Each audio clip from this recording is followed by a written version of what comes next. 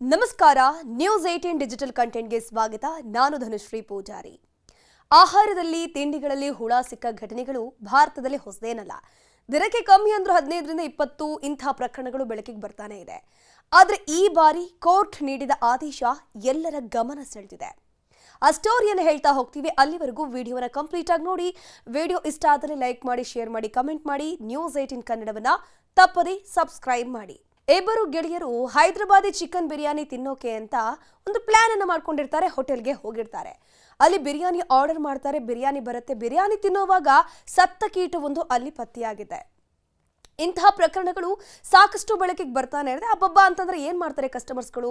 Hotel ಮಾಲೀಕರನ್ನ ತರಾಟೆಗೆ ತೆಗೆದುಕೊಳ್ತಾರೆ, ಅಥವಾ ನಾವು ಕೊಟ್ಟಂತಹ ದುಡ್ಡನ್ನ ರೀಫಂಡ್ ಮಾಡಿ ಅಂತ ಕೇಳ್ತಾರೆ. ಅದ್ರ ಬದಲು ಕಂಪ್ಲೇಂಟು ಕೋರ್ಟ್ ಮೆಟ್ಟಿಲಿರುವಂತಹ ಪ್ರಕರಣಗಳು ವಿರಳಾತಿ ವಿರಳ. ಬಟ್ ಈ ಇಬ್ಬರು ಸ್ನೇಹಿತರು ಕೂಡ ಕೋರ್ಟ್ಗೆ ಹೋಗ್ತಾರೆ. ರೊಚ್ಚಿಗೆದ್ದು ಕೋರ್ಟ್ ಮೆಟ್ಟಿಲೇರಿದ ಇಬ್ಬರು ಗೆಳೆಯರ ಪರ ಕೋರ್ಟ್ ಈಗ ಆದೇಶವನ್ನು ನೀಡಿದೆ. ರೆಸ್ಟೋರೆಂಟ್ ಇದೀಗ ಇಬ್ಬರಿಗೆ ಪ್ರತಿ ಭಾನುವಾರ 2 ಹೈದರಾಬಾದ್ ಬಿರಿಯಾನಿಯಂತೆ ಒಟ್ಟು 5 ಭಾನುವಾರ 10 ಬಿರಿಯಾನಿ ಉಚಿತವಾಗಿ ನೀಡೋಕೆ ಕೋರ್ಟ್ ರೆಸ್ಟೋರೆಂಟ್ ಹಾಗೂ ರೆಸ್ಟೋರೆಂಟ್ ಮಾಲೀಕರಿಗೆ ಸೂಚನೆ ಕೊಟ್ಟಿದೆ. ಬಿರಿಯಾನಿಯಲ್ಲಿ ಸತ್ತ ನೊಣ ಪತ್ತೆ. ಪುದುಚೇರಿ ಗ್ರಾಹಕರ ಕೋರ್ಟ್ ಈ ವಿಚಾರಕ್ಕೆ ಸಂಬಂಧಪಟ್ಟಂತೆ ಆದೇಶವನ್ನು ಕೊಟ್ಟಿರೋದು.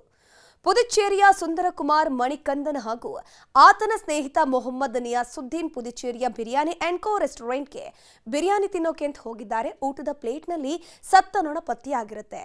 ಬಿರಿಯಾನಿಯಲ್ಲಿ ಸತ್ತ ನೊಣ ಪತ್ತೆಯಾಗಿ ಇಬ್ಬರು ತೀವ್ರ ಅಸಮಾಧಾನ ವ್ಯಕ್ತಪಡಿಸ್ತಾರೆ. ಪ್ರಮುಖ ಸಾಕ್ಷ್ಯವನ್ನು ಇಟ್ಕೊಂಡು ರೆಸ್ಟೋರೆಂಟ್ಗೆ ಸಂಕಷ್ಟವನ್ನು ತಂದಿಡುವಂತಹ ಪ್ಲಾನ್ ಅನ್ನು ಮಾಡ್ಕೊಳ್ತಾರೆ. ಫೋಟೋ ಇಟ್ಕೊಳ್ತಾರೆ, ವಿಡಿಯೋ ರೆಕಾರ್ಡ್ ಮಾಡ್ತಾರೆ. ಅದಾದ್ಮೇಲೆ ಹೋಟೆಲ್ ಅವರನ್ನ ತರಾಟೆಗೆ ತೆಗೆದುಕೊಳ್ತಾರೆ.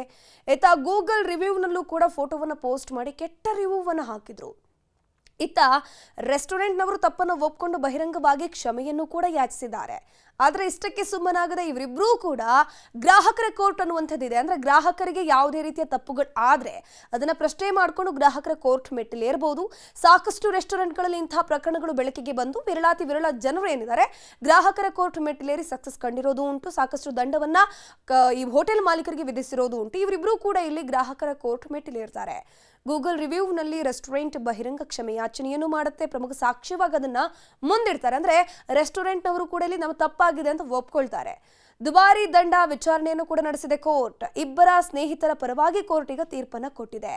ಶುಚಿ ಇಲ್ಲದ, ಆರೋಗ್ಯಕ್ಕೆ ಹಾನಿಕಾರಕ ಆಹಾರ ಹಾಗೂ ಮಾಸಿದ ಅಥವಾ ಜೊತೆಗೆ ಮಾನಸಿಕ ಹಿಂಸೆ ನೀಡಿದ ಕಾರಣಕ್ಕೆ ರೆಸ್ಟೋರೆಂಟ್ಗೆ 10,000 ರೂಪಾಯಿ ದಂಡ ಹಾಗೂ ಕಾನೂನು ಹೋರಾಟದ ವೆಚ್ಚ 3,000 ರೂಪಾಯಿ, ಒಟ್ಟು ಬರೋಬ್ಬರಿ 13,000 ರೂಪಾಯಿ ದಂಡವನ್ನು ವಿಧಿಸಿದೆ.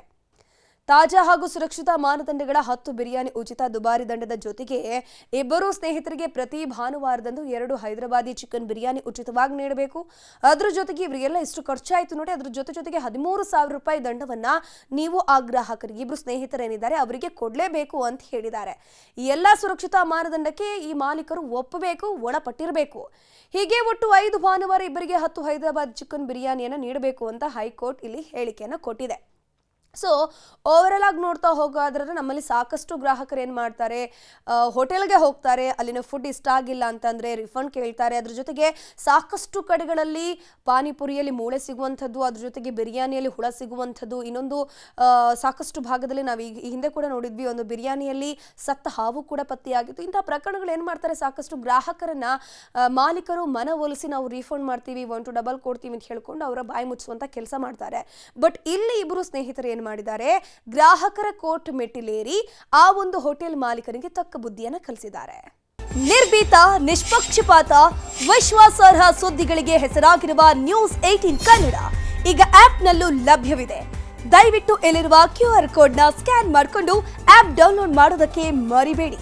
ನಿಮ್ಮ ಬೆಂಬಲ ಹೀಗೆ ಸದಾ ನಮ್ಮೊಂದಿಗಿರಲಿ. ಧನ್ಯವಾದ.